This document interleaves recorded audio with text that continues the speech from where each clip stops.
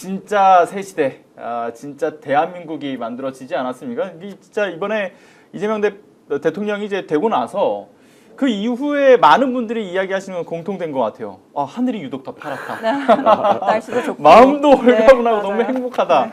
이런 말씀들을 하세요. 두 분도 같은 마음이셨을 거라는 생각이 또 드는데요. 어떠셨습니까? 시대가 변했다라는 거가 이제 어저께부터 조금 체감이 되는 일들이 계속 발표가 그렇죠. 되고 있고, 근데 이제 여전히도 뭐 어제도 그런 표현이 나왔습니다만 뭐 대통령실이 무덤 같다 이런 표현도 나왔으니까 여전히 우리가 어디에 서 있는지 뭐 이런 것들도 바뀌었지만 아직 뭐 해야 될 일도 많은 것 같고 뭐 이게 교차되는데 어쨌든 뭐 6개월 내내 너무 무거웠잖아요. 그러니까 그렇죠. 그리고 이게 언제 끝나나 이게 이 터널의 끝이 어딘가 이랬었는데 이제 끝이 났다 이게 이제 그 심정들을 하늘이 유독 파랗다라는 표현으로 하시는 것 같습니다. 그렇죠. 온갖 정말 내란성 불면증, 내란성 탈모 이런 진짜 합병증을 다 겪고 있다가 이제서야 좀 홀가분해졌다 이런 마음들이 좀 있는 것 같아요. 맞아요. 어제 연신 사람들이 오늘 날씨 진짜 좋다. 오늘 정말 좋다. 이런 얘기들을 막 그냥 무의식적으로 하더라고요. 그런 게 날씨도 정말 좋은 것이 사실 날씨 탓만이 아니라 이제 정말 이재명 정부의 새 시대가 열렸다. 우리 모두의 국민들의 열망과 기대를 담아서 우리가 지금부터 해야 될 일이 많다. 이런 일들을 사람들이 지금 마음에 갖고 기대를 많이 걸고 있는 것 같습니다. 그렇죠. 그거를 오늘 반영하는 게 코스피인 것 같아요. 맞아요. 지금 뭐 2,800선 돌파했다고 얘기 나오잖아요. 11개월만 뭐 12개월만 이렇게 얘기 나오는데 그게 뭐 당장에 대통령 바뀌었다고 경제가 뭐 하루 만에 좋아졌겠습니까? 그게 아니라 어떤 이제 심리의 반영 같은 것들이 있는 건데 기대죠. 지금 그렇죠. 말씀하신 것처럼 뭐 그런 기대나 희망 이런 것들이 좀 사회에 이제 좀 퍼져 나가기 시작하는 것 같습니다. 뭐 국제사회에서 보는 어떤 인식들도 다 똑같을 것 같다는 생각이 들어요. 그러니까 그 기대 심리가 적절하게 반영되었다. 근데 이제 국민의힘 쪽에서는 그런 얘기를 하더라고요. 아니다. 역대 정권도 출범을 하게 되면 항상 이제 뭐 증시도 상승하고 그런다라고 얘기했는데 역대 정권들 싹 보지만 다 떨어졌거든요. 아니 그리고 이번에만 지금 그렇더라고요. 국민의힘이 그런 말을 할 자격이 있나 다시 한번 저는 생각해보게 되는데 이 긴 어둠의 터널을 누가 만들었습니까? 근데 이 새 정부가 들어섰는데 코스피가 뭐 너네만 오른 게 아니다 이런 죄를 뿌리는 것 자체가 정말 올바르지 않다. 맞습니다. 그러니까 이게 야당에 약간 적응이 안 돼. 그러니까 이게 착각하고 있는 본인들이 여당할 때 맨날 야당이 이제 말하자면 무슨 논평 내고 본인들 입장에서 성에 안 차는 얘기하면 말꼬리 잡는다, 발목 잡는다 이런 표현 많이 써오지 않았습니까? 근데 지금 이게 전형적으로 새 정부 출범하고 이튿날 주식이 올랐으면 이게 이런 상황으로 넘어가면 되는데 그걸 못 참고 말꼬리를 잡는 것처럼 덤비는 태도가 아직 야당을 제대로 하려면 아직 멀었다 이런 느낌이 듭니다. 그것도 그런데 사실 그런 포인트 말고는 좀 적절하게 지적하는 요소들은 전혀 없더라고요. 그러니까 이제 그런 얘기가 전혀 안 나오니까 네티즌들 사이에서는 어떤 이야기가 나오냐면 얼마나 지적할 게 없으면 저러냐. 그러니까 흠잡을 데가 없는 첫 출발이었다. 이런 평가들도 좀 지배적인 것 같아요. 자, 그런데 일단 본격적으로 이재명 대통령, 이재명 정부에 대한 여러 소식들을 살펴보기 이전에 자, 속보부터 좀 살펴볼까 합니다. 자, 속보가 나왔어요. 그 희대의 난. 조희대 대법원장이 대법관 증언법에 대해서 이제 발언을 한 모양입니다. 출근길에. 이제 공론장을 마련을 해야 된다. 그런 걸 희망한다. 그리고 국회와 협의할 생각이다. 뭐 이런 이야기를 했다라고 하는 겁니다. 그러면서 이제 국가에 100년 대계가 걸려 있으니까 법원 행정처를 통해서 자세히 좀 설명하겠다라고 이야기를 하는데 그러니까 이 발언인 즉슨 결국 이 대법관 증언에 대한 것에 부정적인 인식을 좀 나타내고 있다라고 보여지더라고요.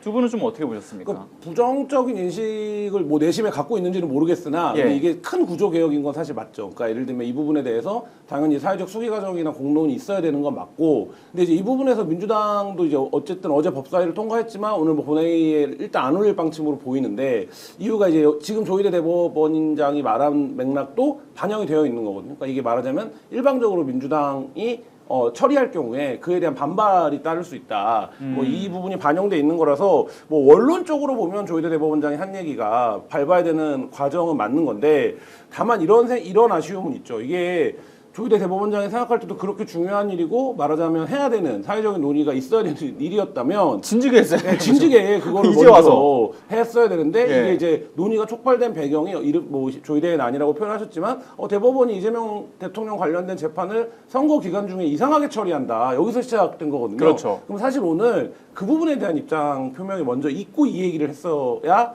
좀 사리에 맞지 않나 이런 생각은 듭니다. 조희대 제안은 일축해야 된다 이런 채팅도 있었고요. 시간 주지 말고 꼼수에 넘어가면 안 된다 이런 말씀도 하고 계십니다. 근데 이거 실제로 앞서서 말씀 주셨지만 이미 진작에 했어야 될 일이다라고 기자님이 말씀 주셨잖아요.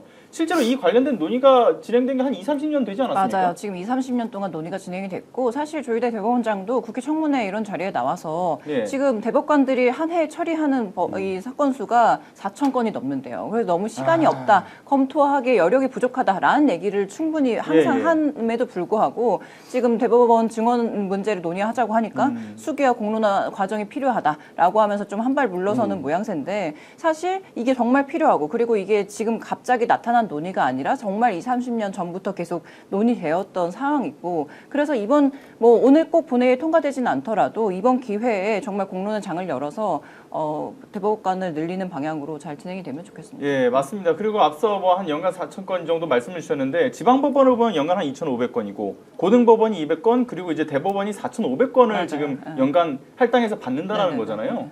그러니까 이런 것들에 대한 그러니까 이 4,500건에 이르는 것을 업무적으로 하기에는 어렵다, 기능적으로 좀 마비되어 있다 이런 얘기들이 있었는데 사실 이걸 지키고자 하는 것은 어떤 자신들의 어떤 알량한 권위 그리고 또 하나는 정관예우에서의 어떤 힘 이런 그렇죠. 것 때문에 지금 네. 계속 지키려고 했던 거잖아요. 자, 그런데 지금 이 타이밍에 자, 이 국회 내부의 사정 그리고 이제 대법원의 내부 취재를 좀 하면서 정기한 그 대표님이 여러모로 좀 확인한 사안들이 있는 모양입니다. 자, 그래서 정기한 대표님하고 전화 연결을 통해서 인터뷰를 할 예정인데, 예, 지금 바로 어떻게 연결돼 있나요? 네. 자, 정기한 대표님. 아, 잠시만요. 스피커가 안 돼 있어가지고 잠시만요. 이거 예. 아, 예. 연결됐습니까? 안녕하십니까? 연결됐습니까? 네, 네, 대표님. 네, 그 안녕하세요. 대법원 내부 취재를 하셨다고요? 자, 지금 대법원장, 들고 있어요. 자, 대법관 30명 정원과 관련해서 민주당 내부에서는 속도 조절을 좀 해야 되는 거 아니냐라는 의견이 있었는데, 예. 그럴 수 없다. 왜냐하면 대법관 정원 문제는 실제로 대법원 개혁 과제 중의 하나였고, 지금 이 문제를, 원장인 조희대의 생각대로 주는 것은 오히려 개혁에 역행하는 것 아니냐라는 예. 의견이 이제 굉장히 많아서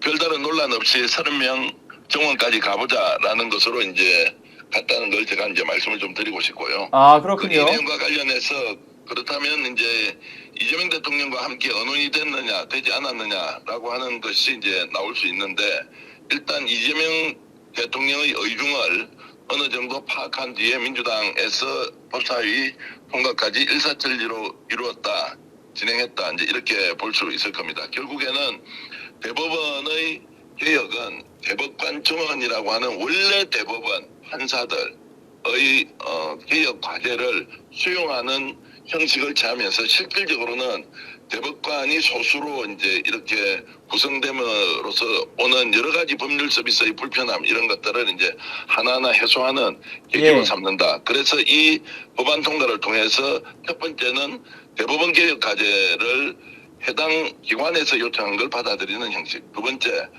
대법원장이 요청을 했던 좀 이런 것들을 좀 유보하면 좋지 않겠느냐라고 하는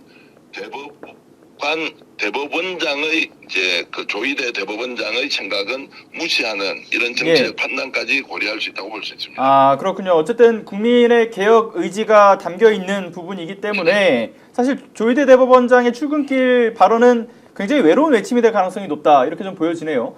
자, 그런데 오늘 아침에 어떻게 발언을 했습니까? 아까 전에 말씀을 좀 방송 중에서도 드리긴 했었는데 결국 이제 국회와의 어떤 합의 과정을 거쳐야 된다. 그러니까 이제 이제 법원 행정처를 통해서 자신들의 의견을 전달하겠다라는 취지로 이야기를 했습니다. 그러니까 이제 그 부분은 조희대 대법원장 본인은 그걸 바라지 않지만 전국 3,000명의 판사는 지금 대법원 제도를 개편하고 대법관을 숫자를 늘려야 한다는 것은 지속적으로 요구됐던 내용인데, 그렇죠. 자, 그러면 이런 개혁 과제에 대해서 본인이 걸림돌로 작용될 것이냐, 아니면 본인도 이것을 수용하고 국회에서 당연히 법으로 이렇게 이제 정하는 부분을 받아들일 건지 말 건지 이제 판단해야 되지 않겠느냐. 이제 이것이 지금 현재 정치적으로 보면 예. 대법관의 정원 문제가 일종의 개혁을 추진하는 신호탄이 될 텐데, 자, 예.